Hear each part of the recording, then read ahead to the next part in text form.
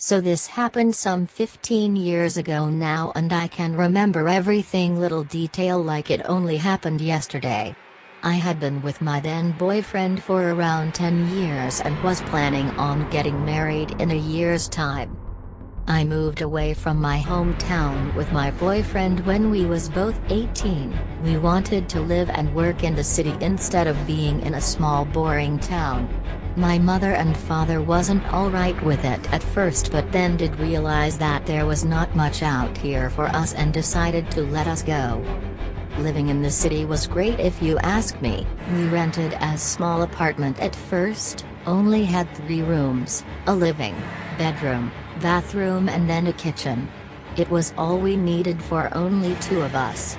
We had decided to save up for around 3 years and put a deposit down on a house as we also wanted children too. We dreamt of a house, just on the outskirts of the city center, not too far that it would take hours to get to work and not too far so that the kids would walk a few miles to school. It would have been the perfect plan. We was living in the city for around 3 years now, and due to settling in, looking for work and whatnot, we had not visited our parents in those 3 years we had been living in the city. Thanksgiving was approaching us within 2 weeks, and we both decided that we would drive home for Thanksgiving and surprise our parents. We both booked off 5 days from work, so we could get ready for packing. I will admit, it was going to be strange going back to our hometown. I wondered to myself if anything had changed, any new shops, malls. It has been a while after all, and things do change with the times. I decided that I would cook up a few desserts. Being an expert at making desserts, I knew they would go down well with the parents and siblings. I knew I had to make more than one as we had to visit both my parents and my boyfriend's parents. That week goes by so fast for us, it seems like something wanted us to go home to our old town. By now we had brought a car as my boyfriend had passed his driving test. I put the desserts into 2 separate boxes onto the back seats and then our luggage into the trunk of the car. I just hoped that with speed and motion of the car that the desserts would stay on the back seat and not go all over the place and make a right mess in the car. I wouldn't want to be the one to clean that up. Now with the car packed up, we was ready to leave. Our hometown was around 100 miles away and would take us the most of the day, with half day being spent driving through the city due to city traffic. By the time we got there it should be around 10 at night. It was also winter, so the roads would be more slippy and it also gets darker earlier than usual. We would have to take our time and not rush too. We had planned to take pit stops along the route, just to make sure we had something to eat, drink and maybe a sleep if we really needed it. I really loved driving through the countryside and seeing the sights. Well, we was about 10 miles from our destination when my boyfriend asked me a question which gobsmacked me and something I would never do in my life. Well, maybe if I thought about it, then maybe. Why don't we pull down one of these side roads? Find a place to pull up and have some fun, he said to me with a smirk on his face. Are you crazy? I asked him. We are in the middle of nowhere with no lights. What if someone sees us? I told him.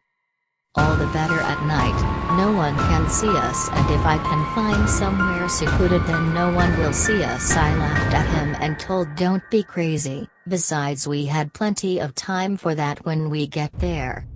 I had to admit, he had quite the drive and wanted it nearly every day. I was happy to oblige, unless I wasn't in that mood. I saw the look on his face, like showing a treat in front of a dog, teasing him and then just putting the treat back.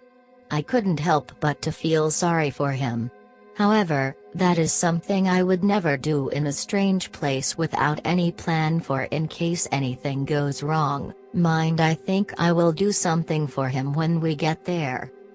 Around 8 miles now to home and the car starts sputtering. What's wrong? I ask. I don't know, think we may be out of fuel, he says. "Stop messing around," I told him. "There is no way that I am going to do that around here."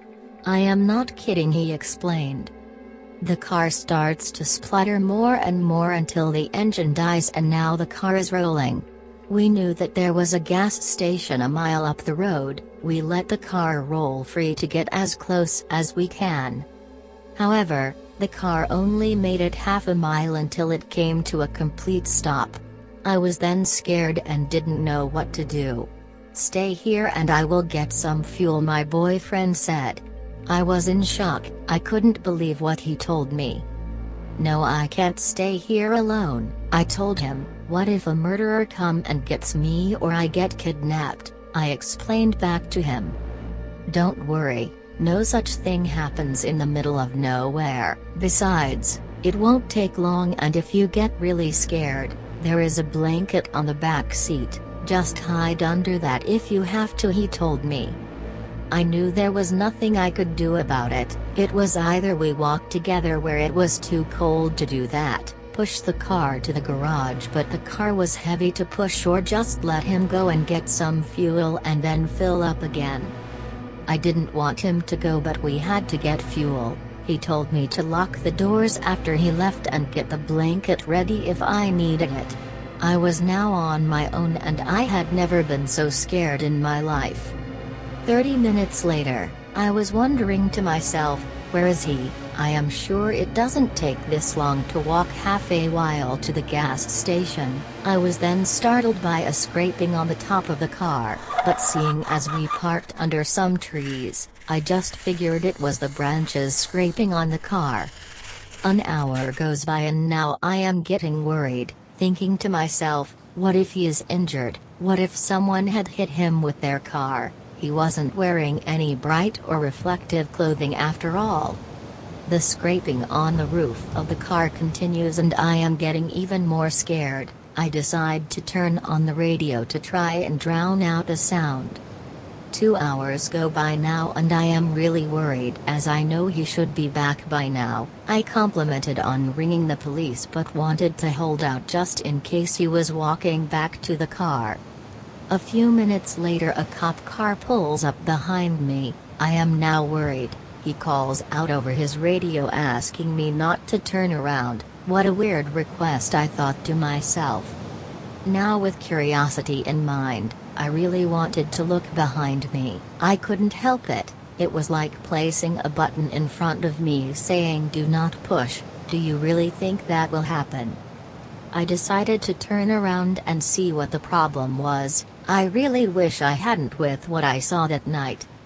Hanging there upside was my boyfriend with his hands scraping across the trunk of the car. I got screaming and running to the police car.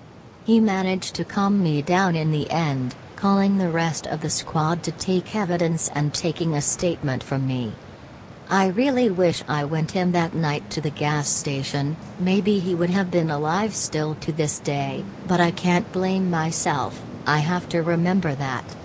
Remember guys, if something like this happens to you, remember to put on your hazard lights and make yourself as bright as you can. That way there is less risk something can happen to you, and also make sure you go in the daytime. That way, there is more traffic around you and a chance for more people to see you.